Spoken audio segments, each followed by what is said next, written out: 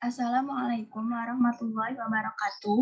Di sini saya akan menjelaskan mengenai resum tafsir dakwah dari pertemuan awal sampai pertemuan terakhir.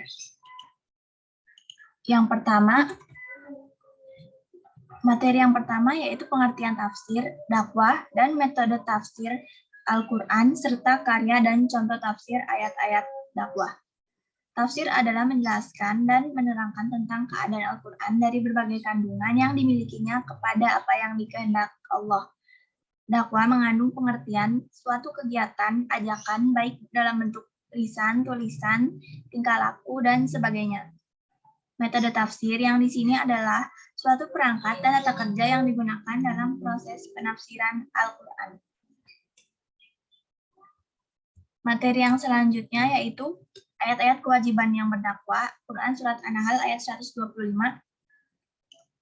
Pada waktu Rasulullah Shallallahu Alaihi Wasallam berdiri di depan jenazah pamannya Hamzah yang mati syahid dalam kondisi rusak tubuhnya, beliau bersabda, "Aku akan membunuh 70 orang dari kaum musyrikin sebagaimana mereka telah berlaku semena-mena terhadapmu, wahai pamanku."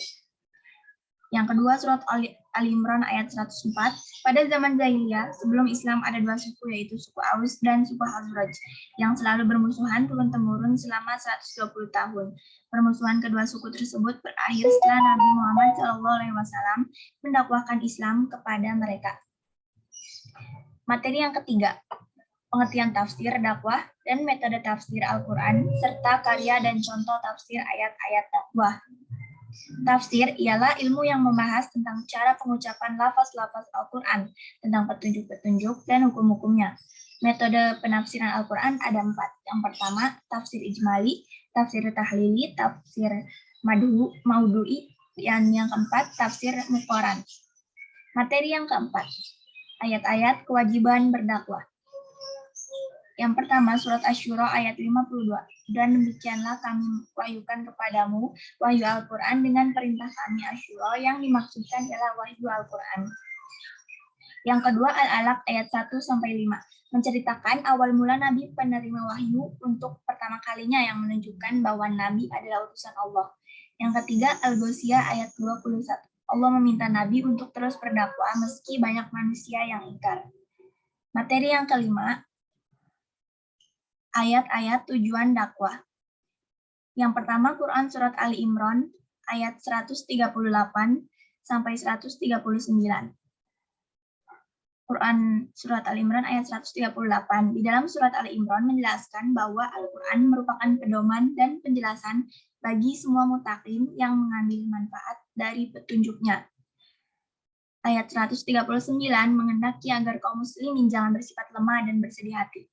Quran Surah Al-Hajj ayat 41 menjelaskan bahwa setiap rasul itu diutus langsung oleh Allah Subhanahu wa Ta'ala untuk memberikan petunjuk dan agama yang sebenarnya. Materi yang keenam yaitu ayat-ayat tujuan berdakwah. Surah Al-Hud ayat 159, Al-Ra'd ayat 19 dan 20, Ali Imran ayat 159, dan Al-Kahfi ayat 29. Surat Hud, Quraisy Syihab menafsirkan ayat tersebut dengan menggunakan pendekatan bahasa, yaitu sebagai berikut, sesuai dengan penjelasan yang di sini.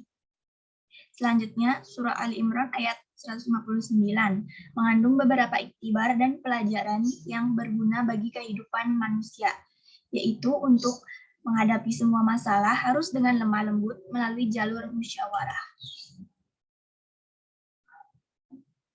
Yaitu menghadapi semua masalah harus dengan lemah lembut melalui jalur musyawarah. Materi yang ketujuh yaitu ayat-ayat materi dakwah, Ali Imran ayat 19 dan 85, Ar-Rum ayat 30, As-Saff dan Al-Maidah ayat 3. Asbabun nuzul surah Ali Imran ayat 3 dan ayat 19 menurut Ibnu Katsir mengandung pesan bahwa tiada agama di sisinya dan yang diterimanya dari seorang pun kecuali Islam. Quran Surah Ali Imran ayat 85. Dalam suatu riwayat dikemukakan bahwa seseorang laki-laki dari kaum Ansor murtad setelah masuk Islam dan ia menyesal atas kemurtadannya. Materi yang ke-8 yaitu mengenai ayat-ayat subjek dan sasaran dakwah. Quran Surah At-Tahrim ayat 6. Maksudnya, hai orang yang diberi karunia berupa keimanan Allah, tunaikanlah tuntutan dan syarat keimanan. Yang kedua, Quran Surah ayat Asy-Syu'ara ayat 214.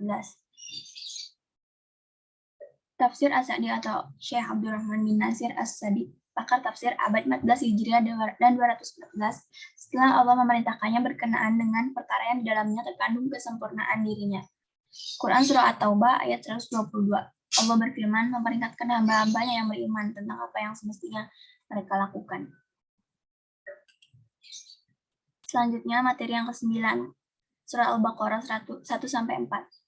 Menjelaskan beragam anugerah yang terlimpah kepada Bani Israel, sedang ayat ini menerangkan nikmat-nikmat yang lain. Quran Surah Ali Imran ayat 28. Ayat ini melarang kaum mukmin untuk menjadikan orang kafir sebagai wali. Quran Surah Al-Baqarah ayat 105 dan 221. Pada ayat ini, Allah memberi tuntutan dalam memilih pasangan. Materi yang ke-10. Ayat-ayat metode dan strategi dakwah, Al-Ma'idah ayat 67, An-Nahl ayat 125, Al-Baqarah 256, Ibrahim 24 dan 25, dan Al-Mu'min ayat 38. Al-Ma'idah ayat 67 merupakan ayat yang paling berat asyhadu ayatan bagi Rasulullah SAW. Quran Surah An-Nahl ayat 125 menjelaskan tentang persilihan ahli kitab, khususnya kaum Yahudi, mengenai posisi Nabi Ibrahim dan penghormatan hari Sabtu. Selanjutnya, kalian bisa lihat mengenai penjelasan ayat selanjutnya sesuai dengan yang ada di sini. Materi yang ke-11 yaitu Al-Baqarah ayat 27 dan 213, Al-Hud 120, Al-Masyiyah 17 dan 20, Al-Imran 160 sampai 161 dan At-Taubah 122. Al-Baqarah ayat 27 memutuskan apa yang diperintahkan Allah untuk disambungkan. Al-Baqarah 213. Manusia itu dahulunya satu umat, semuanya beriman kepada Allah. Kemudian mereka berselisih, ada yang beriman dan ada yang kafir kepada Allah. Al-Hud. Pada ayat ini dijelaskan kembali manfaat dari kisah yang dipaparkan bagi umat sesudahnya. Materi yang ke-12, ayat-ayat metode dan strategi dakwah. Surah Al-Ankabut ayat 19-20 memberitahukan tentang Nabi Ibrahim alaihissalam bahwasanya ia menegaskan hari kiamat kepada kaumnya, namun kaumnya mengingkarinya. Quran Surah An-Nahl ayat 43 memerintahkan kepada orang musyrik untuk bertanya kepada terlebih dahulu kepada para ahli kitab. Al-Qamar ayat 17 menjelaskan kepada kita untuk selalu membaca dan mengulas apa yang kita baca. Quran Surah An-Nisa ayat 1. Surah An-Nisa ayat 1 bermakna akan mengajak manusia agar senantiasa menjalin hubungan kasih sayang antar seluruh umat manusia. Materi yang ke-13, ayat-ayat berkaitan dengan etika dakwah, Surah Al-Baqarah, maksudnya ayat 335, maksudnya perjanjian kawin melainkan diperbolehkan. An-Nisa ayat 5. Penopang hidup dan pembela kepentingan karena akan mereka habiskan bukan pada tempatnya. An-Nisa ayat 69, sahabat-sahabat utama dari para nabi-nabi dan rasul-rasul yang membenarkan dan amat teguh kepercayaan kepada mereka.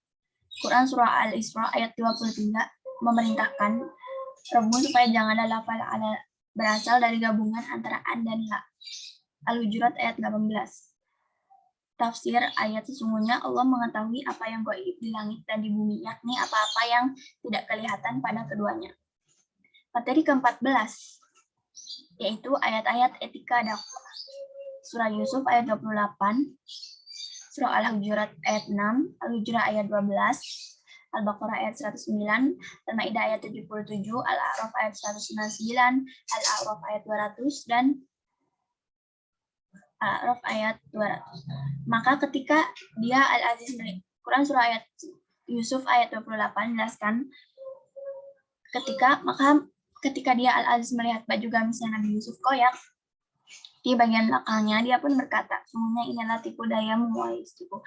Quran Surah Al-Hujurat ayat 6 memperingatkan orang-orang beriman dan kabar yang dibawa oleh orang fasik. Mereka harus memastikan kebenaran kabar itu sebelum mempercayai dan menyebarkannya. Al-Hujurat ayat 12 memperingatkan orang-orang beriman dan berprasangka buruk terhadap sesama muslim. Al-Baqarah ayat 109, banyak di antara ahli kitab menginginkan sekiranya mereka dapat mengembalikan atau memalingkan kamu setelah kamu beriman kepada Allah dan Nabi Muhammad. Al-Maidah ayat 77 menyeru mereka dengan sebutan ahli kitab untuk melarang mereka dari sifat-sifat berlebihan dalam beragama. Al-A'raf ayat 199 mengumpulkan kebaikan, akhlak dengan manusia dan apa yang harus dilakukan dalam bergaul dengan mereka. Al-A'raf ayat 200 berlindung kepada naungan perlindungan Allah karena dia maha mendengar apa yang kamu ucapkan. Sekian yang dapat saya sampaikan mengenai penjelasan tentang resume materi pertemuan pertama dan pertemuan terakhir. Kurang lebihnya mohon maaf. Billahi taufiq wal hidayah. Wassalamualaikum warahmatullahi wabarakatuh.